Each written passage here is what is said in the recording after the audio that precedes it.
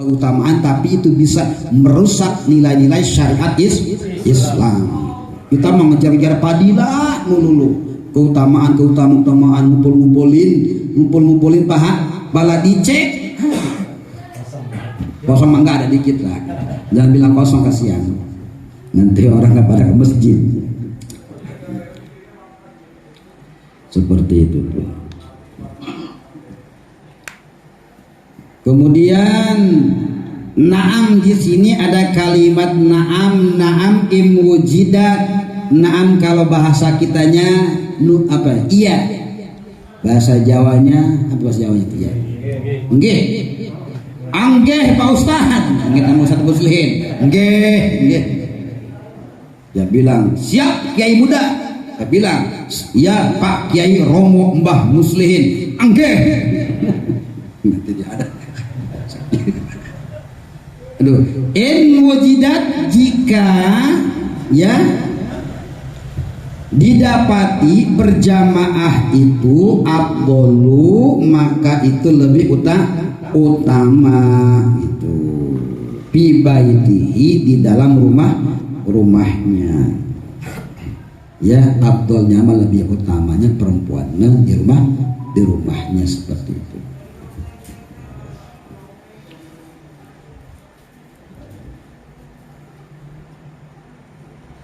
Jadi sekarang mah sudah banyak juga perempuan juga yang ikut berjamaah ya, ikut berjamaah lah, katakan seperti itu. Nah kemudian tadi di atas sudah dijelaskan bagi seorang laki-laki sholat 5 waktu itu ya, afdolnya sholatnya di masjid. Qala syaikhuna wal aujahu khilafahu walau ta'arradat fadilatus sholati fil masjidi wal huduri kharijahu qudima fima yadharu li annal fadilatal muta'alliqata bidzatil ibadatu aula min fadilati walau ta'aradat, dan jikalau bertentangan fadilatul sholati, tentang keutamaan sholat, tentang fadilah sholat fil masjidi, di dalam masjid, wal huduru kharijahu, dan dengan hadir ke tempat berjamaah di luar masjid, udima, maka didahulukan pima yadharu ya, pima pada kaul yadharu yang tampak. Jadi ini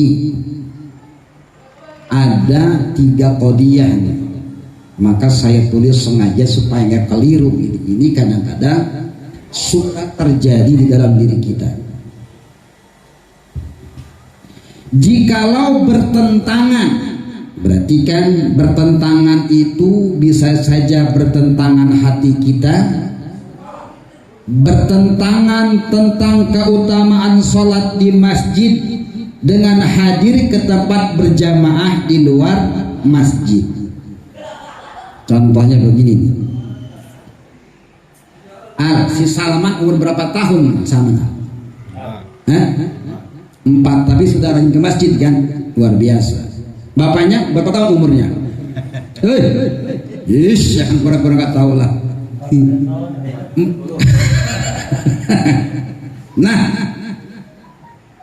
misalkan begini, karena Salman anak Mas Ali sudah disunat, kemudian dia rajin sholat berjamaah, bahkan Salman ngajinya rajin percis, bapaknya udah gitu aja lah. Nah kata Salman, awalnya dia sholat di masjid itu khusyuk, Salman nih. Lama kelamaan kok di masjid, kata Salman, ini rame lah, katakan sepantarannya lah, bercanda dan lain-lain sebagainya. Kata Salman, ini hebat Salman, udah gitu usul lagi, bahkan nanya sama bapak pertanyaan, ntar ada pertanyaan begitu nantinya. Kata Salman, awal mah saya ke masjid, indah, nikmat, sholat berjamaah, khusyuk, tertib. Lama kelamaan kok jadi begini. Saya tidak khusyuk lagi, sholatnya tidak nikmat lagi. Datang ke bapaknya, Pak, tanya kan ke Salman. Ini Salman hebat, walaupun kecil ngajinya udah tinggi pahamnya. Kata Salman begini, bilang ke bapaknya, Pak, saya mau bertanya. Siap, kata bapaknya. Kan bapaknya gengsi. Wah, masa kau kemana? Mau nanya apa, Man? Bilang, bapak kan jawab kalau bisa. Kalau nggak bisa, ya mikir dulu. Kata Salman begini pertanyaannya nih, Pak, saya sholat di masjid tapi saya enggak hadir hati saya gitu. Pokoknya enggak nikmat itulah. Itu yang pertama. Kemudian yang kedua, saya sholat di rumah tapi nikmat gitu loh. Sholat saya bahkan khusyuk. Pertanyaannya, Pak, ya, mana yang didahulukan? Apakah saya sholat di masjid kagak hadir hati saya, kagak nikmat hati saya? Kemudian apakah saya harus sholat di rumah tapi nikmat di rumah, hadir hati saya khusyuk? Kata bapaknya, ini pertanyaan yang sulit nih. Jawab. Kira-kira kamu mau jawab yang mana? Kata Salman, kata bapak, nggak disangka ini anak. Ini dari gurunya kali ini pertanyaan. Kata Ali, gua harga mundur, harga diri gua jatuh. Anak nanya, gua harus jawab. Ini bisa terjadi nanti kepada diri kita. Kalau ada yang nanya seperti itu, ya enggak? Bukan berarti perbandingan ini walau ta'aradot, ketika ada bertentangan di hati kita, bertentangan di pikiran kita, sholat di masjid tapi gak khusyuk, bisa saja penyebabnya apa aja. Ini pertanyaan Salman di dalam ini ya. Itu pernah ngerokok dulu sebatang, ngerokok dulu sih santai. Ada yang jawaban. Nah, oleh karenanya kalau posisi demikian terjadinya, ini kan pertanyaan yang harus dijawab dengan ilmiah. Contoh, Ali datang ke Kang Ahmad deh. Biasa kok kopi, baru minimal rokok lah. Wah, ini kan nggak jadi permasalahan. Kata Ali, Kang Mat, saya sholat di masjid, keperasaan saya dulu mah enak, tapi makin kemari nggak enak khusyuk. Dia makan jawabannya sama gua juga, Li. Itu mah cukup jawaban begitu mah. Ini mah yang ilmiah jawabannya gitu loh. Tapi saya sholat di rumah indah nikmat berjamaah dengan istri. Nah, dahulukan yang dimana? Kalau kita melihat dari ini, walau ta'aradot, ya, fadilatus sholati fil masjidi. Ya, jikalau bertentangan fadilah keutamaan sholat fil masjidi, di dalam masjid, wal huduru kharijuha, dengan hadirnya hati kita sholat di luar masjid, lantas pilih yang mana? Udima bima yadharu, maka dahulukan yadhuru adalah sholat hadirnya khusyuk kita meskipun di rumah. Ini kan kaul ini kalau dipakai kan repot di masyarakat. Wah, makanya Bapak jangan buruk sangka kalau orang enggak sholat di masjid. Wah, dia nggak pernah ke masjid. Nih gua nih. Wow, itu mah. Makanya kadang-kadang ada orang cari ketenangan sholat. Ketimbang ngejar-ngejar fadilah sholat kita hancur, gak khusyuk, mendingan kita fadilah sedikit, sholat kita khusyuk. Ini bukan berarti bikin perbandingan, bukan. Ini kudima kalimatnya, dahulukan yang mana, mendingan sholat khusyuk sendirian atau berjamaah di rumah, ya. Namun sholat di masjid tidak khusyuk dan lain sebagainya. Apa penyebabnya? Rusak misalnya pengurus sama pengurus berantem, kan rusak sholat kita. Pengurus sama jamaah berantem, rusak nggak?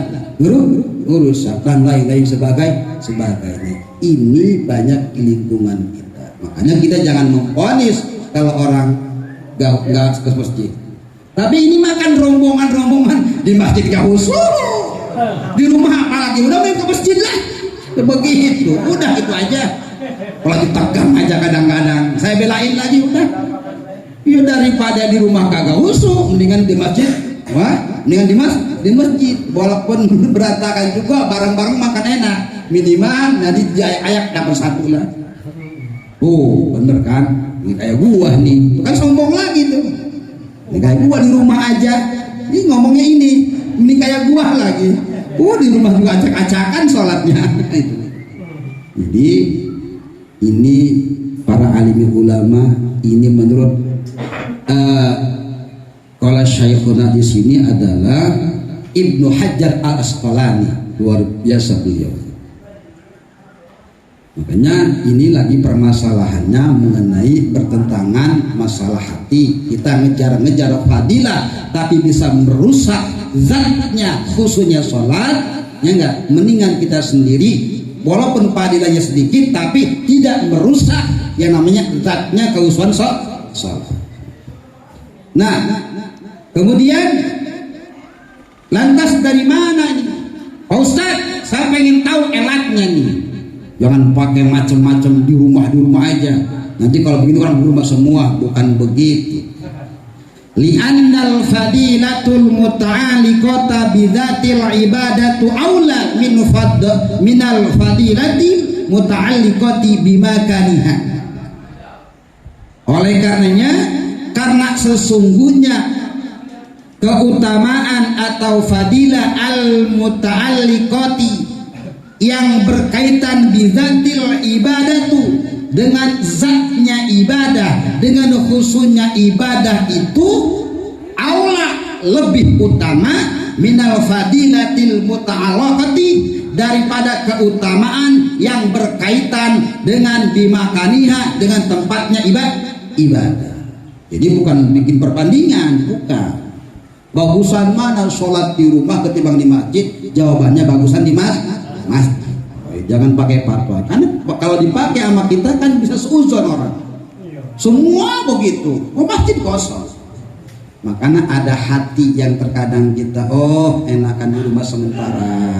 Kayak alih gitu, nikmat. Makanya jangan seuzon. Ini makan Ahmad Rifa'i berjamaah 20 derajat. Dihitung lagi sama dia 1 derajatnya ini. Kayak buah lagi ngomongnya.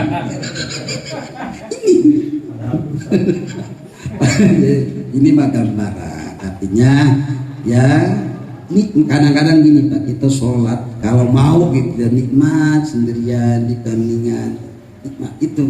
Nanti ada nikmat sholat ya. Hanya kita pelan-pelan. Itu.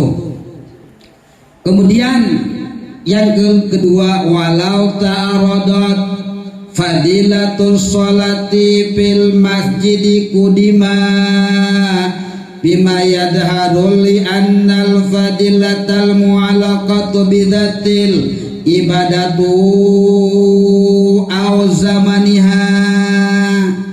Kalau tadi kan pertanyaannya ya, sholat di masjid tidak menimbulkan kekhusyuan, kemudian sholat di rumah meskipun fadilahnya sedikit tapi khusyuk.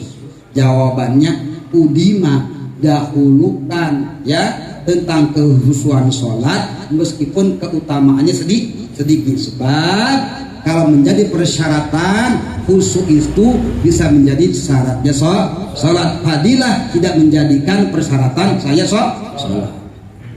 Tapi jangan kita setiap hari begitu. Ini makan ngebela nantinya. Kayak gua aja di rumah enak. Di rumah juga acak-acakan. Ayat awal, ayat akhir nih. 14 rakaat zuhur juga. Nah, kita sudah mengetahui bahkan sholat awal waktu itu lebih utama ya ketimbang sholat di akhir waktu. Walau ta'aradat Dan jikalau bertentangan awalul waktu tentang sholat awal waktu wal huduru, dan tentang hadirnya hati akhiru tapi dari akhir waktu, udima bima yadhur. Kiai, sholat awal waktu lebih utama namun tidak khusyuk gitu. Tapi sholat di akhir waktu namun khusyuk gitu. Makanya awas, kalau ada orang terakhir ke masjid jangan dicela. Wali itu biasa. Tahu wali tahu tak terlambat. Jadi bisa begitu. Nah, saya kalau di awal waktu sholat tinggal khusyuk, ya bisa saja kan penyebabnya terburu-buru ngejar-ngejar fadilah awal waktu. Bahkan mau makan dohor, sholat dulu, makanan udah di depan, makan dulu, sholat dulu. Makan dulu. Atau minimal rokok sampun ambil 2 batang kan? Nah tanya sama dia tuh. Dia makan 3 batang malah sengajain. Kopi. Ini daripada saya ngejar-ngejar fadilah sholat di awal waktu namun tidak membuat khusyuk, mendingan saya sholat di akhir waktu namun khusyuk. Nah pertanyaan seperti itu gimana jawabannya? Mana yang harus didahulukan? Maka udima bima yadharu, maka dahulukanlah sholat yang hadir, yang khusyuk meskipun akhir waktu. Nah, ini makan ini pembelaan. Emang sholat terlambat melulu kadang-kadang. Kan bisa saja kita ketika kita mau sholat ada hal-hal pekerjaan yang nggak bisa kita tinggalkan, bener nggak? Misalkan waktu zuhur ngaduk, kenanya Ali, kata Ahmad gua bingung kan, nggak diterusin acian beku. Emang dia bekas sengaja. Atau lagi masang apa tuhur berhenti. Wah, kalau nggak saya lanjutin nih bahaya. Kalau kita paksakan untuk sholat, kita kan nggak khusyuk pikiran kemana mikirin tadi CCTV renyak mulu renyak. Emang sengaja pekerjaan sehari jadi 2 hari. Jadi ketawa, bukan lu Ali, bukan. Orang Jerman. Tapi kemarin ke Argentina sih. Argentina menang ya? Ini bola itu. Maka kalau posisi seperti itu, kita terburu-buru ngejar-ngejar fadilah awal waktu namun dapat merusak sholat kita, maka dahulukanlah sholatnya di akhir waktu namun tidak mengurangi kekhusyuan kita, kenikmatan sholat. Tapi jangan jadi patokan setiap hari. Misalkan ada hal-hal pekerjaan yang kagak mungkin ditinggalkan. Bagaimana elatnya penjelasannya? Li'annal fadilatal muta'alliqati bidzatil ibadati ula minal fadilatil muta'alliqati bizamaniha. Karena sesungguhnya keutamaan yang berkaitan dengan zatnya ibadah, dengan khusyuknya ibadah lebih utama daripada keutamaan yang berkaitan dengan waktu. Salat awal waktu lebih utama, tapi khusyuk lebih utama. Tapi jangan sengaja jadi akhir-akhirkan. Ini mah misalkan kan kita hidup di alam dunia bisa berbenturan dengan pekerjaan, wah ketimbang kita sholat harus meninggalkan pekerjaan yang dapat merubahkan kekhusyuan kita, ya maka dahulukan sholatnya sholat yang di akhir. Pilihan lah. Kalimat kudima di sini kan kalau wisding ini dahulukan, ngambil hukumnya, sholat diakhirkan khusyuk. Kan enak kalau kepake pekerjaan kambir lagi motong gelar bahan dari jam 11 jam 12 lagi dipotong, Allah Akbar, tinggal kan mesti jalan sendiri. Atau berapa miliar kata kambir gua rugi. Akhirnya kan dipotong, diberesin sampai asar kan. Itu lain cerita itu mah sampai asar mah. Ini mah tunggu sebentar lah. Wah sampai asar saja misalkan. Dan ini makanya kalau ada orang-orang yang sholatnya kita jangan suzon lah, lu mau sholat di awal waktu di akhir waktu melulu, jangan. Takutnya orang ini sudah paham fikih. Kalau ini bukan fikih khilafiyah ya gitu ya enggak, dan macam-macam. Makanya kalau ke kampung-kampung makan sholatnya zuhur di akhir, pokoknya macam-macam. asar jam 3:30, sholat 4:30. Waktu ke kebun dulu kan, daripada kebun gua dimati nggak beres, kan beresin dulu. Ini kayak contoh kita lagi ngaji, datang waktu isya, ya jangan terburu-buru adzan, yang ngaji itu selesainya nggak satu pasang baru nggak ngaji. Tapi ada ulama yang memberikan, niatkan dulu sholatnya adzan, misalkan isya setengah 8, ya Allah saya mau adzan, sholat jam 8. Zuhur misalkan jam 12 udah waktu masuk, kita ada pekerjaan, ada sesuatu lah, sesuatu itu umum, bisa saja kita makan, minum dan lain sebagainya, pekerjaan dan sebagainya. Tapi jangan disengajain, saya Allah ngajak mau sholat 12:30.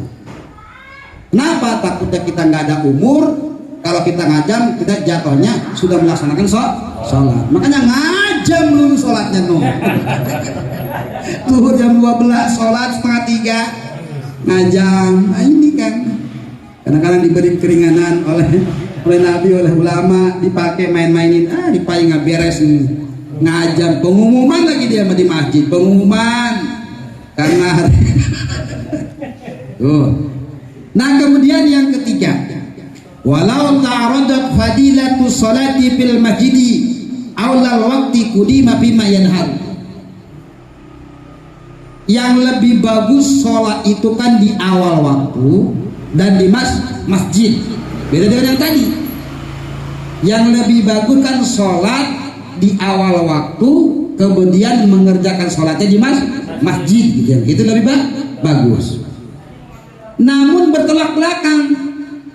Nah, bisa sholat awal waktu namun bukan di masjid, kemudian bisa sholat bisa sholat di masjid namun di akhir waktu.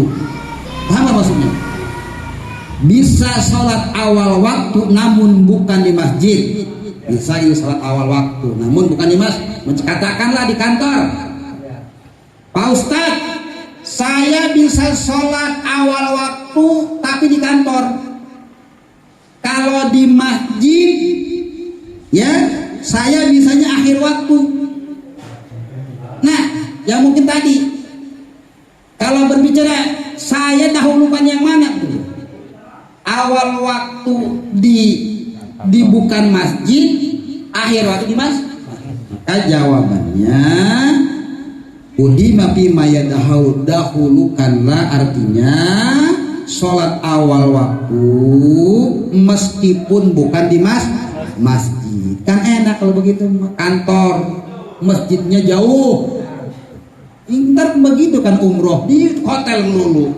Oh bukan begitu ini mah, mentang-mentang begitu dibawa ke Mekah, barusan ngaji datang umroh, Masjidil Haram macet jauh, udah di sini sama aja. Itu keliru orang. Ini mah sesuatu waktu. Wah, kalau saya cari-cari masjid, misalkan saya sholat saya bisa akhir, tapi kalau saya sholat di sini saja awal waktu, maka pilihlah sholat di awal waktu meskipun bukan di masjid. Wah, ini kan hukum begini kan hukum kita nih. Kadang-kadang di masyarakat, di pribadi kita suka ada. Maka jawaban Ali kepada Salman seperti itu kan luar biasa. Kata Salman, puyeng ngapalinnya Pak, Bapak juga puyeng. Tapi minimal kita tahu jawaban. Jadi jangan begini, jangan kalimatnya jangan bikin perbandingan. Mendingan sholat di masjid apakah di rumah? Pakai mendingan lagi kalimatnya, bukan mendingan. Walau ta'aradut, bertentangan. Ya jangan salah. Pak Ustadz mendingan sholat di masjid. Di masjid saya kagak khusyuk, tapi di rumah saya khusyuk. Mendingan sholat di mana? Kalau mendingan nggak ada. Kalimatnya ta'aradut, bertentangan antara hati, pikiran dan sebagainya. Bahwa itu kan lebih Jadi kalau nanti bikin perbandingan yang ilmiah, makanya di sini kalimatnya ta'aradut, bukan mendingan. Yang mendingan nggak sholat kan kalau begitu mah. Tuh, daripada di sholat masjid acak-acakan, akhirnya makan mau ngopi lagi.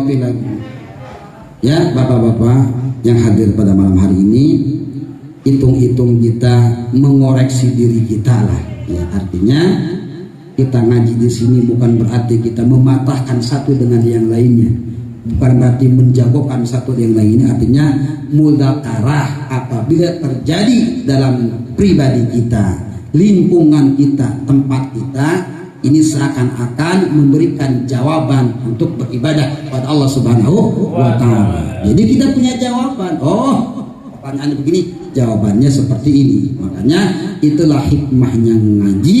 Di samping kita menambah wawasan, di samping pula kita bisa dapat mempraktikkan. Dan sudah lumrah lah kita sholat di masjid rame, ayo terus bahas sholat ke masjid. Nanti kalau fatwa ini dibikin oleh kita, kan bisa diomelin orang, ngomong lagi, begini lagi, ke masjid juga, wah Tuhan beres nanti. Nah, waktu ke masjid, di rumah. Demikianlah, menambil ada manfaatnya, khususnya buat saya, umumnya buat yang hadir pada malam hari ini. Kita akhiri dengan doa Al-Fatihah. Bismillahirrahmanirrahim. Alhamdulillahirabbil alamin arrahmanir rahim maliki yaumiddin. Iyyaka na'budu wa iyyaka nasta'in ihdinas siratal mustaqim siratal ladzina an'amta 'alaihim ghairil maghdubi 'alaihim waladdallin. Untuk dengan kifaratul majlis, subhanakallahumma wa bihamdika asyhadu an la ilaha illa anta astaghfiruka wa atubu ilaik. Akhirul kalam, assalamualaikum warahmatullahi wabarakatuh.